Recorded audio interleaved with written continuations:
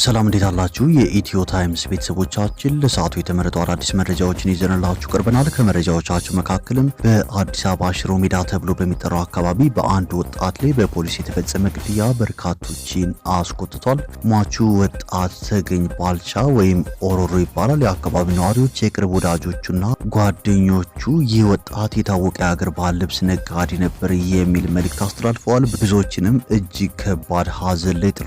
በአካባቢው በታታሪነቱና በለጋስነቱ ይታወቃል ያሉት የቅርብ ወዳጆቹ በቅርቡ የንግድ ሱቁ በመፍረሱና ንብረቱን በማጣቱ በከፍተኛ የስነ ልቦና ጫና ውስጥ ይገኝ እንደነበር ገልጸዋል። ከአንድ ወር በፊት ከአንድ የፖሊስ አባል ጋር በነበረው አለመግባባት ታስሮ 5 ቀናት በእስር ላይ መቆየቱን ገልጸው በወቅቱም አባቱ ከዚህ ዓለም በሞት መለየታቸውን አስረድተዋል። ከአንድ ወር በኋላ ደግሞ ወጣቱ ተገኝ ባልቻ ወይም ኦሮሮ በፖሊስ በተፈጸመ ጥቃት ምክንያት ለሞት ተዳርጓል። የፖሊስ አባሉም በቁጥጥር ስር ውሎ ምርመራ እየተጣራ እንደሆነ የአዲስ አበባ ፖሊስ ዋና ጠቅላይ መምሪያ አሳውቋል። ሙሉ መረጃውን በዜናችን በዝርዝር እናስደምጣችኋለን።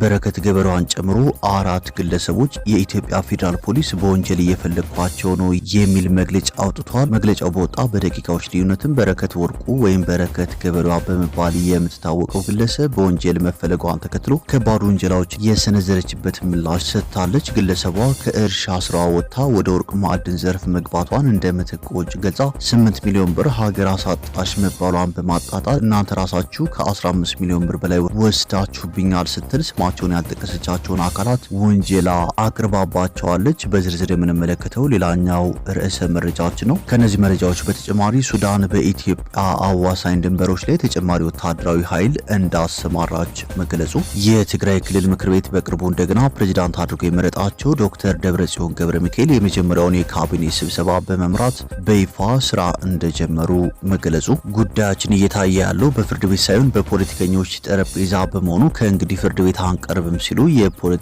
እስረኞች ቅሬታ ማሰማታቸውን፣ እንዲሁም የአንድ ልጁን እናት አንድ ክፍል ውስጥ በአሰቃቂ ሁኔታ ከገደለ በኋላ ሬሳዋን ቪዲዮ በመቅረጽ ለቤተሰቦቿ የላከው ግለሰብ እስካሁን ድረስ ቲክቶክ በነጻነት እንደሚጠቀም መታወቁና ሌሎችን በዝርዝር የምንመለከታቸው መረጃዎች ይዘንላችሁ ቀርበናል። ዝርዝር መረጃዎቻችንን ለማድመጥ ቻናላችንን ሰብስክራይብ በማድረግ የደወል ምልክቷን በመጫንና መረጃውም ለብዙዎች እንዲዳረስ ላይክ በማድረግ እስከ መጨረሻው አብራችሁን ቆዩ።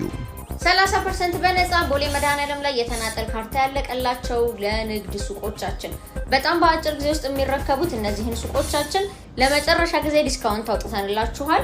70%ን ለከፈለ 30% ቅናሽ፣ ዳውን ፔመንት 15% ለከፈለ ደግሞ 10% ቅናሽ። ይሄ የመጨረሻ የማጣሪያ ሽያጫችን ነው። ከ20 ካሬ ጀምሮ የተናጠል ካርታ ያወጣላቸው የንግድ ሱቆች እዚሁ ቦሌ መድኃኔዓለም ላይ እየሸጥን እንገኛለን። ለአጭር ጊዜ ስለሆነ ይፍጠኑ። አፓርትመንት ቤቶቻችንም ላይ እንደምታውቁት ከዚህ ቀደም እነዚህን በጣም ቅንጡና ውብ የሆኑ ቤቶችን እንዳስረከብን ሁላችሁም ታውቃላችሁ። እኛም ደግሞ እናንተ እጅግ እንደምትወዷቸው እናውቃለን። ከ1.3 ሚሊዮን ብር ቅድመ ክፍያና ከ9 ሚሊዮን ብር ሙሉ ክፍያ ጀምሮ አዲሱ ሪቨርሳይድ ፕሮጀክታችን ላይ ግንባታ ጀምረንላችኋል። ታዲያ ልክ እንደዚህ ውብ አድርገን የምናስረክባችሁ አዲሱ ሳይታችን ላይ በፉል ፊኒሽድም በሰሚ ፊኒሽድም ከ75 ካሬ አንስቶ እስከ 308 ካሬ እጅግ ዘመናዊ ቤቶችን በ15% ቅድመ ክፍያ ለሽያጭ አውጥተናል። ስልኬ ከታች አለ፣ ደውሉልኝ። መልካም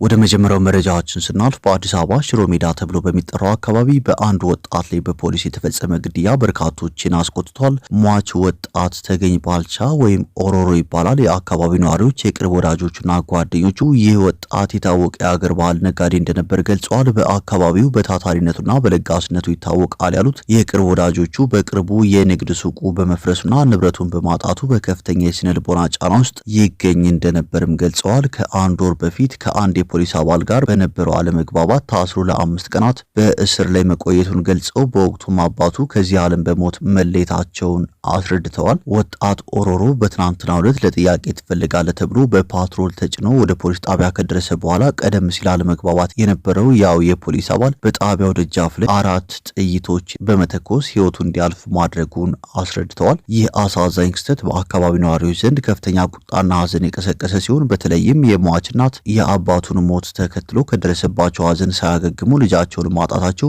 መሪር ሐዘን ውስጥ እንደጣላቸው ተነግሯል። በትናንትናው ዕለትም የወጣቱ ስርዓተ ቀብር በቁስቋም ማርያም በተፈጸመበት ሰዓት ሽሮ ሜዳ አካባቢ የተሽከርካሪ መንገዶች ተስተጓጉሎ ነበር። ፍትህ ይሰጠን ሲሉም ለቀስተኛው ጥያቄውን ሲያቀርብ ነበር። የአዲስ አበባ ፖሊስ ዋና ጠቅላይ መምሪያ ሚያዝያ 29 ቀን 2018 ዓ.ም በጉለሌ ክፍለ ከተማ ወረዳ 1 ከቀኑ 10 ሰዓት ከ40 ደቂቃ ላይ አቶ ተገኝ ባልቻ በክላሽንኮቭ ጠመንጃ መገደሉን አረጋግጧል። ግድያውን የፈጸመው ረዳት ሳጅን ማቴዎስ ተመቸው ሲሆን ግለሰቡ በቁጥጥር ስር ውሎ ምርመራ እየተጣራበት እንደሆነም የአዲስ አበባ ፖሊስ ዋና ጠቅላይ መምሪያ ገልጿል።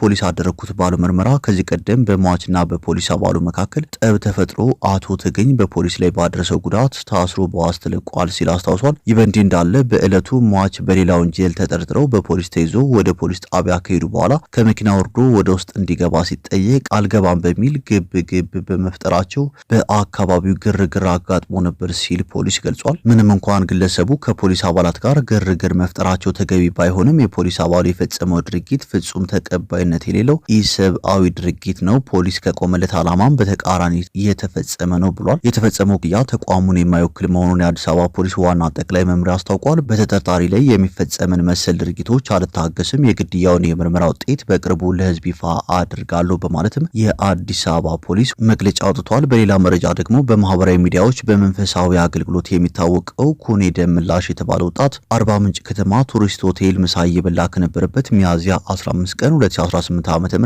ለጥያቄ ትፈልጋለህ በሚል ሲቪል በለበሱ ሁለት ሰዎችና አንድ የደንብ ልብስ በለበሰ መደበኛ ፖሊስ ተወስዶ መታሰሩን ቤተሰቦቹ ተናግረዋል ሲል ቲክቫህ ኢትዮጵያ ዘግቧል። ሌሎች ሁለት የአርባ ምንጭ ከተማ ነዋሪዎች በተመሳሳይ ቀን ከኩኔ ደምላሽ ጋር መታሰራቸውን የሚገልጹት ቤተሰቦቹ ከሌሎቹ ቤተሰቦቹ ጋር በመሆን የታሰሩበትን ምክንያት በተደጋጋሚ ቢጠይቁ ምንም አይነት ምላሽ እንዳልተሰጣቸው አስረድተዋል። ኩኔ ደምላሽ በአርባ ምንጭና አካባቢዋ እንዲሁም በተለያዩ ሀገራችን ክፍሎች የሚገኙና ድጋፍ የሚያስፈልጋቸውን አብያተ ክርስቲያናት ለመርዳት በማስተባበር ስራ የሚታወቅ መሆኑን የሚናገሩት ቤተሰቦቹ ላለፉት 13 ቀናት ምንም አይነት ክስ ሳይመሰረትበት እንደቆየ ተናግረዋል ሲል ቲክቫህ ኢትዮጵያ ጨምሮ ዘግቧል። በሌላ መረጃ ደግሞ የልጁን እናት በአሰቃቂ ሁኔታ ከገደለ በኋላ ሬሳዋን ቪዲዮ በመቅረጽ ለቤተሰቦቿ የላከው ግለሰብ እስካሁን ቲክቶክ በነጻነት እንደሚጠቀም ታውቋል ሲል መሰረት ሚዲያ ዘግቧል። የደቡብ ወሎ መሃል ሳይንት ወረዳ በቅርቡ አንዲት ልጇን በሞት ተነጥቃለች። አለሚቱ ሸጋዊት የተባለችው ወጣት ለተሻለ ህይወትና ለደካማ ወላጆቿ ደራሽ ለመሆን ወደ አዲስ አበባ ብቅ ብላ በአንድ ሆቴል ውስጥ የወጥ ቤት ረዳት በመሆን ትሰራ ነበር። የህይወት ጉዞዋ ግን አዲስ አበባ ከተማ ውስጥ አየር ጤና አካባቢ በሚገኝ በአንድ ሆቴል ውስጥ በጭካኔ ተቋጭቷል። ወንጀሉን የታዘቡ ደግሞ ይህ ወንጀል የተፈጸመው በታቀደና አስቀድሞ በተዘጋጀበት ሁኔታ መሆኑ ደግሞ ድርጊቱን ይበልጥ ዘግናኝ ያድርገዋል ይላሉ። ተጠርጣሪ ገዳይ ተብሎ ለሚዲያችን የተጠቆመው ደሳለኝ ሽመልስ የተባለ ግለሰብ ሲሆን ሚያዝያ 10 ቀን 2018 ዓ.ም ከሚሰራበት አሶሳ ከተማ በአውሮፕላን ተሳፍሮ አዲስ አበባ ገብቶ ነበር ሲል መሰረት ሚዲያ ዘግቧል። ቅዳሜና እሁድን ከአለሚቱ ጋር አብሮ ካሳለፈ በኋላ እሁድ ለሰኞ አጥቢያ በነበረው ሌሊት አየር ጤና በሚገኘው አሚኒ ሆቴል ውስጥ ህይወቷን ቀጥፎ መሰወሩን የአካባቢ ምንጮች ተናግረዋል ሲል መሰረት ሚዲያ ጨምሮ ዘግቧል። ሰኞ ሚያዝያ 12 ቀን ከጠዋቱ 4 ሰዓት ላይ ፖሊስ የሆቴሉን ክፍል ሰብሮ ሲገባ አስከሬኗን ያገኘ ሲሆን ወዲያውኑም ለምርመራ ወደ ዳግማዊ ምኒልክ ሆስፒታል እንዲወሰድ ተደርጓል። የአለሚቱ ቤተሰቦች ሐዘን ግን በዚህ ብቻ የሚያበቃ አልነበረም። ከ2 ዓመት በፊት ሌላ ወንድ ልጃቸውን በሰው እጅ በግፍ ተነጥቀው የነበሩት እነዚህ አቅመ ደካማ ወላጆች ዛሬ ደግሞ የአይን ብሌናቸው አለሚቱን አጥተው በከፍተኛ መሪር ሐዘን ውስጥ እንደሚገኙ መሰረት ሚዲያ ጨምሮ ዘግቧል። ተጠርጣሪው ደሳለኝ ሽመልስ ወንጀሉን ፈጽሞ ከጠፋ በኋላ ለሟች አጎት ማስፈራሪያ የአጭር የጽሁፍ መልእክት በስልኩ የላከ ሲሆን በአሁኑ ሰዓትም በአሶሳ ከተማ በነጻነት እየተዝናና መሆኑን የሚያሳዩ የቲክቶክ ቪዲዮዎች በመልቀቅ በቤተሰቡ ቁስል ላይ እንጨት እየሰደደ እንደሚገኝም ታውቋል ሲል መሰረት ሚዲያ ጨምሮ ዘግቧል። በሌላ መረጃ ደግሞ ጉዳያችን እየታየ ያለው በፍርድ ቤት ሳይሆን በፖለቲከኞች ጠረጴዛ በመሆኑ ከእንግዲህ ፍርድ ቤት አንቀርብም ሲሉ የፖለቲካ እስረኞች ተናግረዋል ሲል መሰረት ሚዲያ ዘግቧል። በእነ ዶክተር ወንዶሰን አሰፋ፣ መስከረም አበራ፣ ጎበዜ ሲሳይ፣ ዳዊት በጋሻውና ገነት አስማማው መዝገብ ስር የሚገኙ 16 ተከሳሾች ለፍርድ ቤት በላኩት አዲስ አቤቱታ የብልጽግና መንግስት ባለስልጣናት በፍትህ ስርዓት ውስጥ በግልጽ እጃቸውን በማስገባት ለሞት ቅጣት እያዘጋጁ ነው ማለታቸውን ሚዲያችን ሰምቷል ሲል መሰረት ሚዲያ ዘግቧል። ተከሳሾቹ በዚህ አቤቱታቸው ላይ እንዳሉት አቃቢ ሕግ ያለምንም ማስረጃ ክስ መስርቶብን ሳለ ይህንኑ እንድንከላከል መብታችንን ስንጠይቅ ፍርድ ቤት ሳትቀርቡ ከማረሚያ ቤት ሆናችሁ በፕላዝማ ተከላከሉ መባሉ በኢትዮጵያ የፍትህ ታሪክ ውስጥ ተደርጎ የማያውቅ ብይን በእኛ ላይ እንዲፈጸም ተጽዕኖ እየተደረገ ያለው በፖለቲከኞች ግፊት ነው ብለዋል። አክሎም የፌዴራሉ ከፍተኛ ፍርድ ቤት ልደታ ምድብ የህገ መንግስትና የጸረ ሽብር አንደኛ ወንጀል ችሎት በሞት በሚያስቀጣ ወንጀል ተከላከሉ ብሎ ከበየነ በኋላ ፍርድ ቤት ሳንቀርብ እንዴት ነፍስን የሚያስቀጥፍ የወንጀል ክስን መከላከል ይቻላል የሚለውን ጥያቄ መልስ አጥቶት ሳይሆን ተገዶ መሆኑን ያሳያል ብለዋል ሲል መሰረት ሚዲያ ጨምሮ ዘግቧል። ይህ በእንዲህ እንዳለ የአገሪቱ የፍትህ ማስፈጸሚያ ቁንጮ የሆነው የፌዴራሉ ከፍተኛ ፍርድ ቤት ተከላከሉ ብሎ የበየነብንን ፍሬ ጉዳይ በወረቀት ገልብጦ መስጠት ሲገባው በጀት አልቆብኛል ሲል በግልጽ ከልክሎናል በማለት የፖለቲካ እስረኞቹ ተናግረዋል ሲል መሰረት ሚዲያ ጨምሮ ዘግቧል። ይህ የሚያሳየው ተፈጸመ የተባለው ወንጀል በግልጽ ቀርበን እንዳንከላከልና ባለስልጣናት በእኛ ላይ እንዲፈጸም የሚፈልጉት የሞት ፍርድ በቶሎ እንዲጠናቀቅላቸው ነው ሲሉም ማመልከታቸውን ዘገባው ጨምሮ ጠቅሷል። ተከሳሾቹ ጨምረው እንዳሉት በግልጽ ችሎት ቀርበን በውሸት የተመሰረተብንን ክስና አቃቢ ሕግ ያቀረበውን ማስረጃ ውድቅ እንደምናደርገው ከወዲሁ ቀድሞ ግምት ስለተወሰደ አቃቢ ሕግ በችሎት ቀርቦ ምስክሮቻችንን ሲጠይቅ እኛ ደግሞ ማረሚያ ቤት ሆነን በፕላዝማ እንድንጠይቅ መደረጉና በየትኛው ማስረጃ ላይ መከላከል እንዳለብን የሚገል የብይኑ ግልባጭ ሳይደርሰን መከራከር ስለማንችል ብሎም ፍርድ ቤቱ የገዢው መንግስት ፍላጎትን እያስፈጸመ በመሆኑ ከእንግዲህ ፍርድ ቤት በአካልም ሆነ በፕላዝማ ላለመቅረብ ወስነናል ብለው ማመልከታቸውን የፍርድ ቤት ምንጮች ጠቁመዋል ሲል መሰረት ሚዲያ ጨምሮ ዘግቧል። ከ3 ዓመታት በፊት በሽብር ወንጀል ተጠርጥረው በማረሚያ ቤት የሚገኙት በእነ ዶክተር ወንዶሰን አስፋ መዝገብ፣ ዶክተር ሲሳይ አውግቸው፣ ዶክተር ግብረ አብ አለሙ፣ ዶክተር መሰረት ቀለመወርቅና ጠበቃና የሰብአዊ መብት ተሟጋች አለልኝ ምህረቱ እንደሚገኙበትም መሰረት ሚዲያ ጨምሮ ዘግቧል።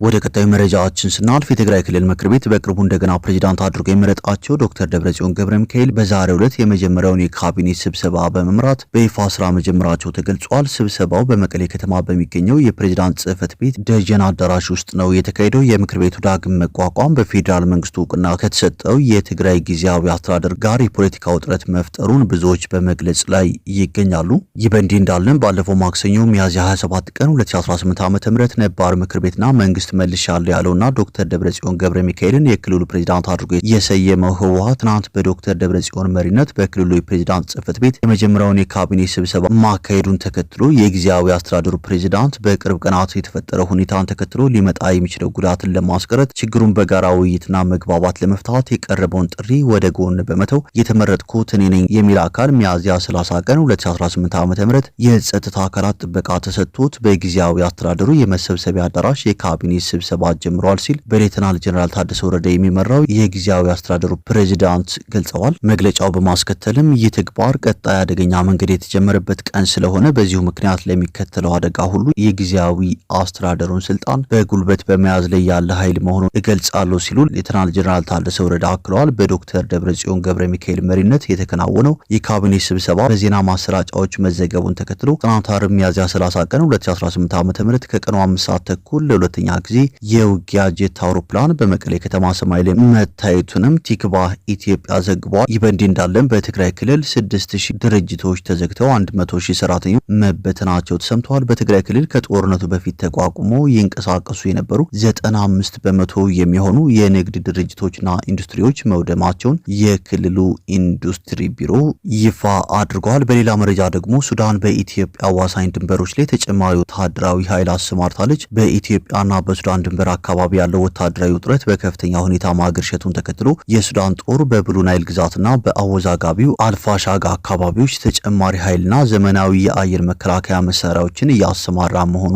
ተሰምቷል። ይህ ወታደራዊ ዝግጅት የተጀመረው በቅርቡ በካርቱም ላይ ለተሰነዘረው የድሮን ጥቃት መነሻው የኢትዮጵያ አማራ ክልል ነው የሚል ክስ ሱዳን ካቀረበች በኋላ ሲሆን የሱዳን ወታደራዊ አመራሮችም አካባቢውን በመጎብኘት የድንበር ጥበቃውን ይበልጥ ለማጠናከር ቃል ገብተዋል። ኢትዮጵያ በበኩሏ የቀረበባት የድሮን ጥቃት ክስ መሰረተ ቢስ ስትል ውድቅ ያደረገች ሲሆን በሱዳን እየተካሄደ ካለው የእርስ በርስ ግጭት ጋር ተያይዞ ከሚሰነዘሩ ቀስቃሽ ንግግሮች ተፋላሚ ወገኖች እንዲቆጠቡ ጥብቅ ማሳሰቢያ ሰጥታለች።